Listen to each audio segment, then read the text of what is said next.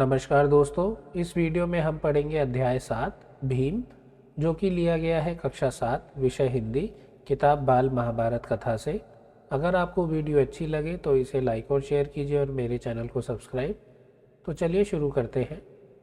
पांचों पांडव तथा धृतराष्ट्र के 100 पुत्र जो कौरव कहलाते थे, हस्तिनापुर में साथ साथ रहने लगे। खेलकूद, हंसी मजाक सब में वे साथ ही रहते थे। शरीर बल में पांडु का पुत्र भीम सबसे बढ़कर था। खेलों में वह दुर्योधन और उसके भाइयों को खूब तंग किया करता। यद्यपि भीम मन में किसी से वैर नहीं रखता था और बचपन के जोश के कारण ही ऐसा करता था, फिर भी दुर्योधन तथा उसके भाइयों के मन में भीम के प्रति द्वेष भाव बढ़ने लगा।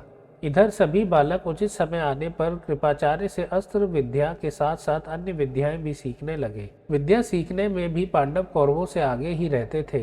इससे कौरव और खींचने लगे। दुर्योधन पांडवों को हर प्रकार से नीचा दिखाने का प्रयत्न करता रहता था। भीम से तो उसकी जरा भी नहीं पटती थी।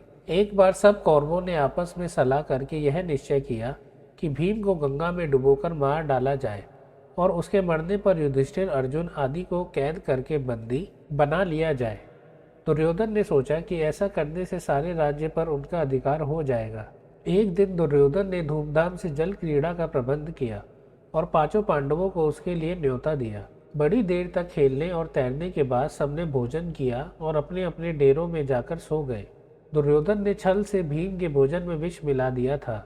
सब लोग खूब खेले तैरे थे, जो थक थकाकर सो गए। भीम को विष के कारण गहरा नशा हो गया। वह डेरे पर भी ना पहुंच पाया और नशे में चूर होकर गंगा किनारे रेत में ही गिर गया।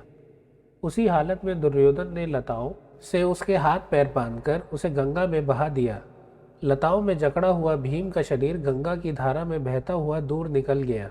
इधर दुर्योधन मन ही मन यह सोचकर खुश हो रहा था कि भीम का तो काम ही तमाम हो गया होगा। जब युधिष्ठिर आदि जागे और भीम को ना पाया तो चारों भाइयों ने मिलकर सारा जंगल तथा गंगा का वह किनारा जहां जल क्रीड़ा की थी छान डाला, पर भीम का कहीं पता न चला। अंत में निराश होकर दुखी हृदय से वे अपने महल को लौट आए।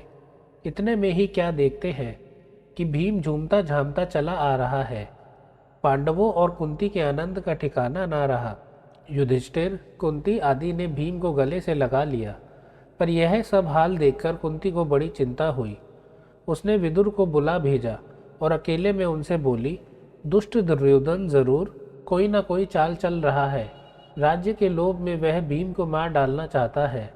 मुझे इसकी चिंता हो रही है। राजनीति कुशल विदुर कुंती को समझाते हुए बोले, तुम्हारा कहना सही है, परंतु कुशल इसी में है कि इस बात को अपने तक ही रखो। प्रकट रूप से दुर्योधन की निंदा कदापि न करना, नहीं तो इससे उसका द्वेष और बढ़ेगा। इस घटना से भीम बहुत उत्तेजित हो गया था। उसे समझाते हुए युधिष्ठिर ने कहा, भाई भीम, अभी समय नहीं आया है, तुम्हें अपने आप को संभालना होगा। इस समय तो हम पांचों भाइयों को यही करना है कि किसी प्रकार एक दूसरे की रक्षा करते हुए बचे रहें।